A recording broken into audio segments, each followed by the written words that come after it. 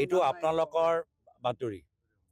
এতিয়া আমি দেখিছোঁ যে অসমৰ পৰা যিসকল আগতে বিজেপি কেন্দ্ৰীয় পাৰ্লামেণ্টাৰী যে কমিটিত আছিলে, আজি তেওঁলোকৰ নাম নাই। এতিয়া আমি কিবা বুজ লওঁ নেকি?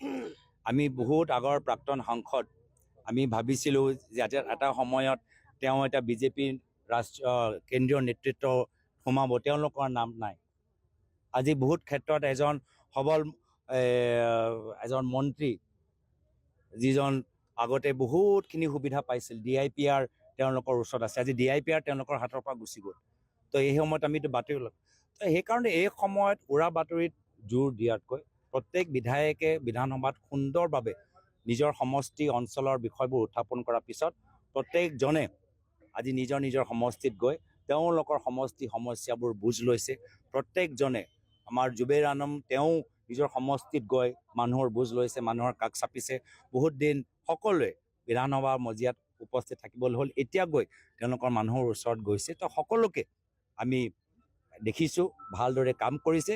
আৰু এতিয়া আমি যিদৰে যোৱাকালি কাজিৰঙাৰ ইক' চেঞ্চিটিভ জ'নৰ সম্পৰ্কত যিদৰে আমি মুখ্যমন্ত্ৰীক আমি ধৰিছোঁ, মই প্ৰথমবাৰ বাবে দেখিলোঁ যে আমি প্ৰতিবাদ কাৰ্যসূচী আৰম্ভ কৰা নাই, মুখ্যমন্ত্ৰী সংবাদমেল পাতিলেই।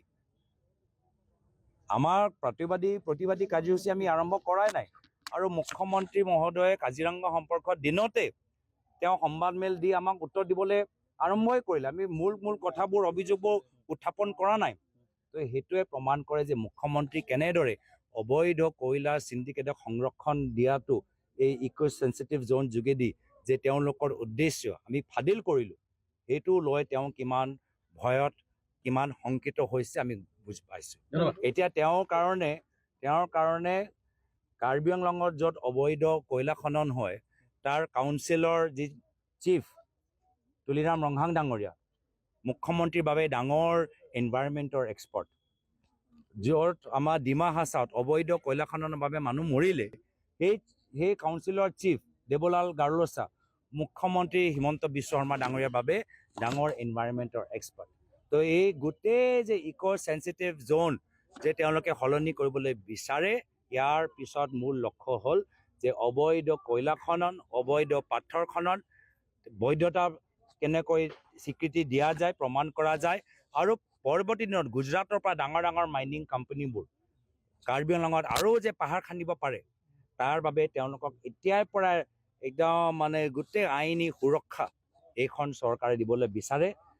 শিৱসাগৰ নেপালী খুঁটিত যি হৈছে, কাইলৈ গৈ কাজিৰঙা মধ্য কাজিৰঙা গৈ হ'ব পাৰে। এনেকুৱা যে নহয়, কাজিৰঙা মাত্ৰ এটা সীমা নহয়, বানপানীৰ সময়ত হাতীবোৰ ওলাই আহে, তেতিয়া তেওঁলোকে কাজিৰঙাৰ সীমা ক'ত তেওঁলোকে হাতীবোৰ নাজানে। তেওঁলোকে এলিফেণ্ট কৰিডৰ আছে, 9টা এলিফেণ্ট কৰিডৰ আছে, কাৰ্বি আংলঙত যোৱা বানপানীৰ সময়ত তাতেই যায়। এতিয়া তেওঁলোকৰ ডাঙৰ ৰিজৰ্ট, তাতেই তেওঁলোকে ডাঙৰ এতিয়া মাইনিংবোৰ কৰিবলৈ বিচাৰে। হাতীবোৰ যাব ক'ত, জীৱ জন্তুবোৰ যাব ক'ত? এই ক্ষেত্ৰত আমি যে মাত মাতিছোঁ, সেইকাৰণে এই ধৰণৰ বিভিন্ন আজি এই বিষয়বোৰ যে কংগ্ৰেছে উত্থাপন কৰিছে, তল পেলাবলৈ চৰকাৰে বিভিন্ন ধৰণৰ ৰণকৌশল ইস্তেমাল কৰিছে, ব্যৱহাৰ।